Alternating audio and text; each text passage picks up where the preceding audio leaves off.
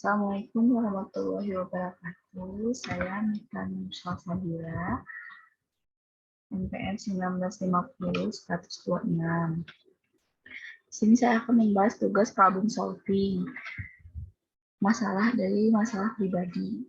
Nomor 1, ada rasa malas, yaitu menunda-menunda pekerjaan atau kegiatan yang seharusnya pekerjaan atau kegiatan itu dikerjakan atau dilakukan. Dengan adanya rasa malas, justru hal tersebut menyebabkan pekerjaan atau kegiatan tersebut tidak selesai atau tidak beres. Dan yang kedua, ada analisis kemungkinan sebab potensial. Itu terlalu santai, menganggap semuanya, tidak adanya kedisiplinan dalam dirinya, mempunyai mindset nanti aja melakukan hal yang tidak penting, seperti salah satunya adalah main HP atau bermain game yang tidak ada kepentingannya. Dan ada identifikasi solusi yang memungkinkan mengubah mindset dengan langsung melakukan hal yang harus dikerjakan atau dilakukan, membuat jadwal produktif, dan membuat tulisan motivasi agar selalu bersemangat dan tidak malas. Ada pilihan prioritas solusi, yaitu mengubah mindset dengan langsung melakukan hal yang harus dikerjakan atau kegiatan yang dilakukan. Dan ada susunan rencana atau tindakan, yaitu membuat jadwal kegiatan atau pekerjaan yang lebih prioritas untuk dikerjakan terlebih dahulu. Dan ada implementasi dan evaluasinya, itu mengerjakan kegiatan atau pekerjaan yang prioritas untuk diselesaikan terlebih dahulu. Evaluasinya setelah pekerjaan atau kegiatan prioritas sudah selesai, pekerjaan atau kegiatan yang tertunda dilanjutkan untuk diselesaikan, lalu diperbaiki hal-hal apa saja yang dapat dikembangkan, misalnya seperti kegiatan atau pekerjaan yang lebih produktif lagi. Dan selanjutnya itu ada berkonflik dengan rasa percaya diri. Itu kurangnya percaya diri karena adanya stigma atau pemikiran yang dimana tidak percaya kemampuan atau potensinya pada diri sendiri dan menganggap bahwa orang lain yang lebih baik atau bagus daripada dirinya sendiri. Dan penyebabnya itu adanya pengalaman yang membuat dirinya menjadi trauma, overthinking atau berpikir negatif yang terlalu berlebihan, lingkungan sekitar yang tidak mensupport atau toksik. Dan adapun identifikasi solusi yang memungkinkannya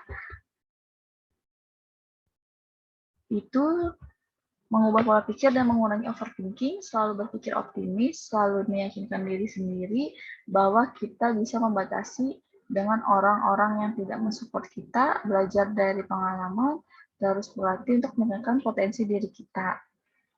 Dan adapun solusi yang selanjutnya,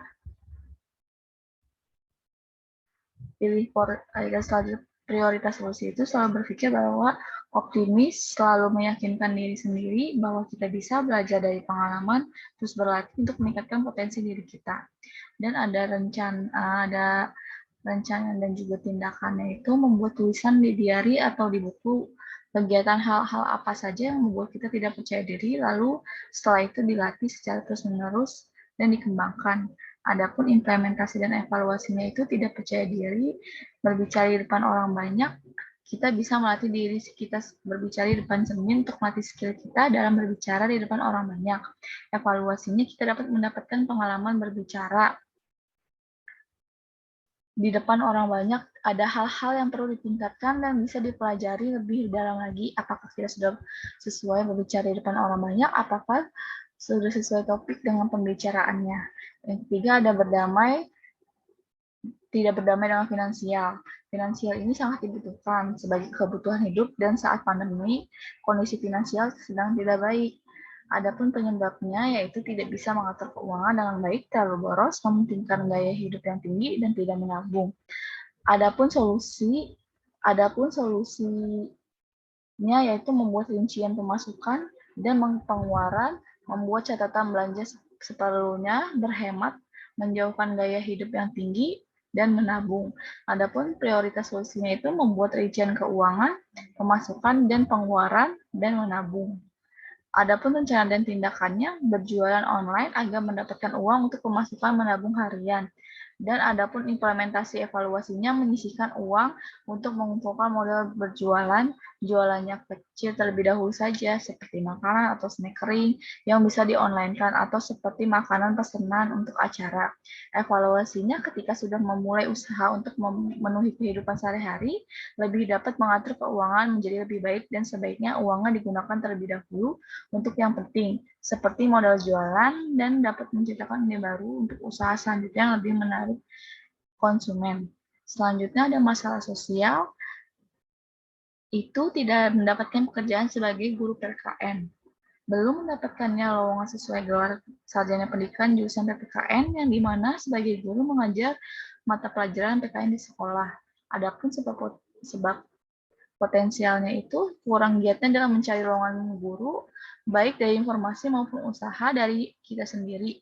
Banyak lowongan yang tidak sesuai dengan jurusan kita atau tidak sesuai dengan kriteria. Dan ada solusi yang dapat kita ambil yaitu aktif dalam pencarian loker guru, masuk grup online info loker guru, memasukkan lamaran terlebih dahulu ke sekolah-sekolah dengan karir sebagai guru PKN, mengikuti tes CPNS karir guru PKN. Adapun prioritas solusi yang kita ambil yaitu aktif dalam pencarian loker guru, masuk grup online info loker guru, memasukkan lamaran terlebih dahulu ke sekolah-sekolah dengan karir sebagai guru PKN. Adapun rencana dan tindakannya itu setelah memasukkan lamaran ke sekolah sebagai guru PKN, yaitu kita dapat merencanakan memasukkan lamaran ke bimbel atau les privat untuk sementara waktu atau untuk pekerjaan sampingan nantinya. Adapun implementasi dan evaluasinya itu mengambil putusan sebagai guru les juga dapat menggambarkan potensi serta pengetahuan kita dalam bidang pendidikan. Hal itu dijadikan sebagai evaluasi harus seperti apa ke depannya untuk menjadi tenaga pendidik yang profesional.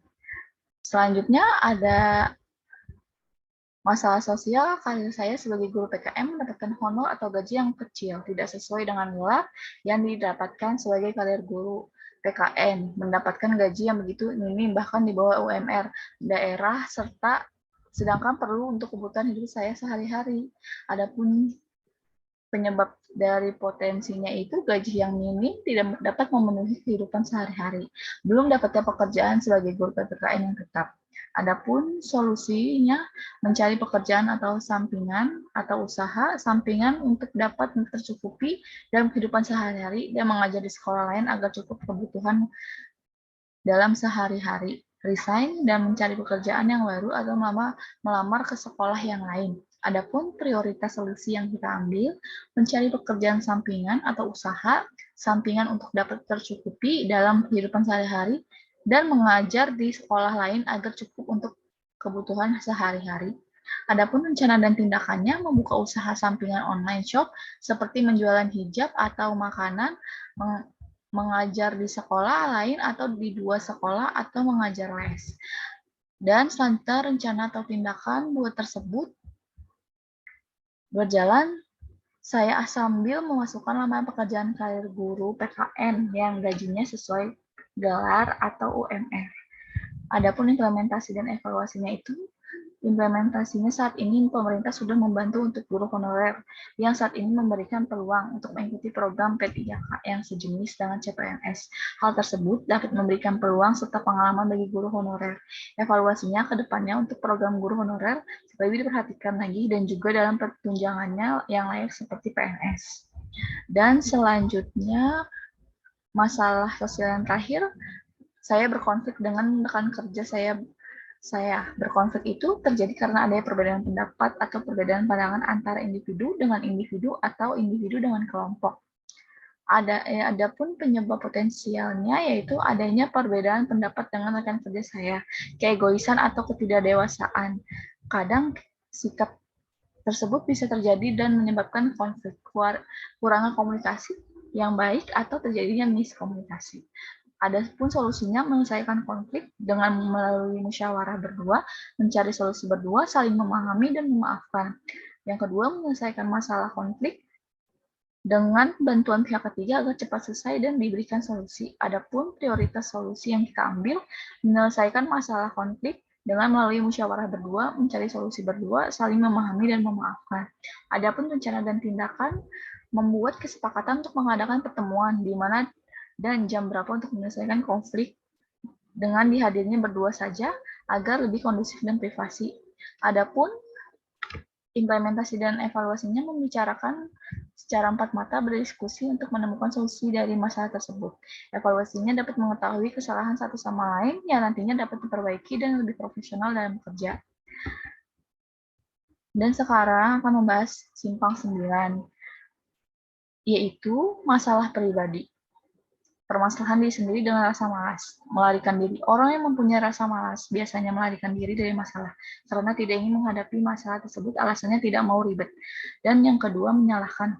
Orang malas biasanya dalam situasi yang menurut dia merugikan dirinya, yaitu menyalahkan orang lain atau orang di sekitarnya. Padahal dirinya lah yang tidak disiplin, misalnya, tetapi orang yang sekitarnya yang disalahkan. Menyangkal. Orang malas segala sesuatunya ingin instan atau tidak mau ribet, dan jika ada konflik, orang malas menyangkal orang yang konflik dengannya dan mencela.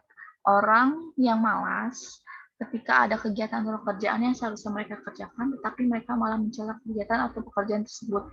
Misalnya, lagian kegiatannya jadwalnya pagi banget, siapa sih yang bikin jadwalnya? Dan selanjutnya ada gosip. Seseorang yang malas menunda-nunda pekerjaannya atau kegiatannya, tetapi jika digosipin orang lain menjadi hal yang seru, bahkan lebih giat dalam bergosip dibandingkan menyelesaikan pekerjaannya.